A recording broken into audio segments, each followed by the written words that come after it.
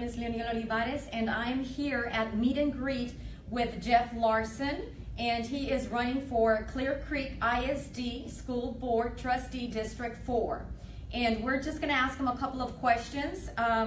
Jeff Larson, thank you for coming and being here and giving us an introduction of your campaign and your candidacy for this position. We appreciate you being here. Well, thank you so much for having me out. It's a pleasure to be with you, and pleasure to get to meet some of the people who live in the district who I've met before and just talk about things of interest to all of us.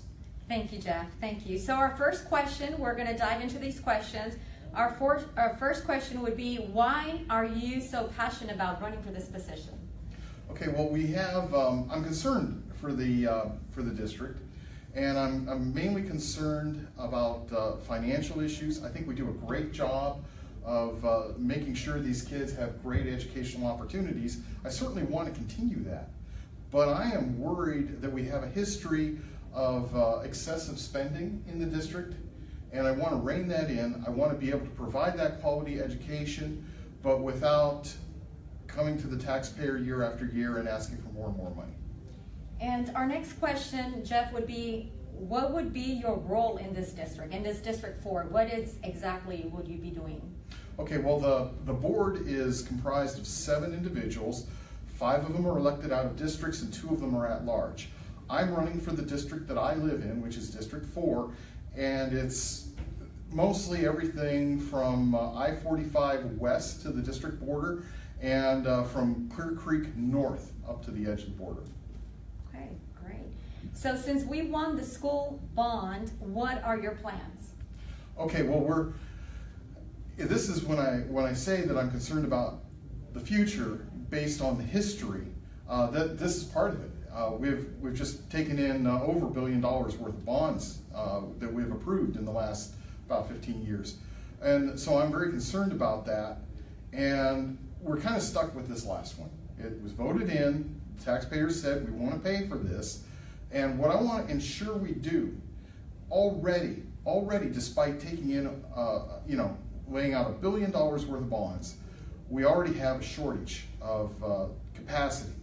There's schools that are using portables and schools that have too many kids even for the portable units they have. That can't continue. And yet, we have more people moving into the district, so what I want to do is I want to take that money and spend it very wisely to ensure that our kids today and our kids from years down the road have a place to sit, and we don't have to go back to the taxpayers in another 3 or 4 years and say, hey, we need another bond. So I want to use that money wisely to procure the facilities we need. And Jeff, tell us what is working well for the school district? Oh, educational excellence, no doubt. It's an exemplary district. I know they changed the rating system. They don't use that word anymore, but it really is one of the shining stars in the state. As a district, it's one of the best large districts in the whole state. Great. So when does exemplary become excessive? It becomes excessive when you spend more than you really need, and you buy things that you don't need, and you have initiatives that really don't help the students. What I'm interested in doing is, what I'm more interested is the performance of the students and making sure that the money we spend goes towards that. Okay, great. So what do you think we need to be teaching our kids? Well, I mention 3 things when somebody usually asks me that question. And the first one is I want to prepare our children to be good citizens once they leave school, because that's going to be with them the rest of their life. It's an important glue in our society that really makes the United States what it is, and that's our public school systems. So I want to perform that function first and foremost. The second thing is I want to prepare our kids for what comes next. And some of them are going to be going into 4-year colleges and universities, some are going to 2-year institutions, some are going into vocational schools, some are going directly into the workforce.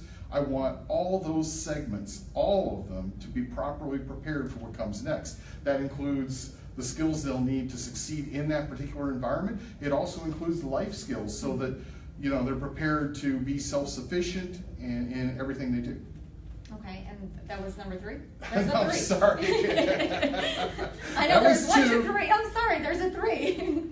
No, the third one is I want them to be prepared for the changes that are definitely coming down the road in our society.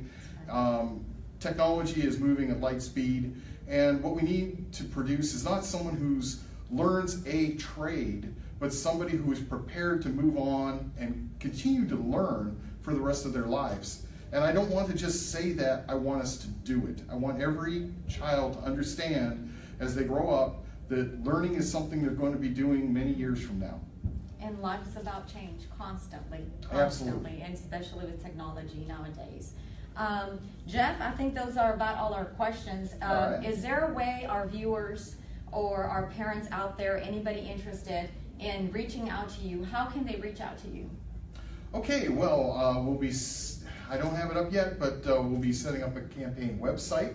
But I will definitely give you my contact information. Right now, you can email me at eljefe3126@netscape.net. I'm using that for my personal email now, but I'm willing to hear from just about anybody. I also have a Facebook page. Shoot me a Facebook message if you've got that. I think those are probably the best ways to get a hold of me for now. But if you're in the district, I'm around and I'll be available. So you mentioned Facebook. Can you tell them exactly how it's spelled out in Facebook? Because I believe you have Jeffrey right. Larson, and we call you Jeff, but I'm JEFFREYA.LARSON on Facebook. Jeffrey A. Larson. Send a private message or add him as a friend if you would like to know more about him. And just look forward to more meet and greets we'll be having with Jeff around the school district and around the area. Like I said, anybody have any questions, any concerns about the school district, about what he's running, please, send him an inbox message, or again, like he said, send him an email, and he will look forward to answer any of your questions. He is very, very open to any of the questions and concerns. Anybody has good, bad, we're here to listen to the parents and to the taxpayers, of course. Absolutely. So everyone, thank you so much for being here, and we appreciate everyone that came out and supported Jeff. And again, thank you so much, and have a wonderful evening, everyone. Thank you, Jeff, so much. Thank you. Thank you so much. Thank you. Thanks for this opportunity. You're welcome.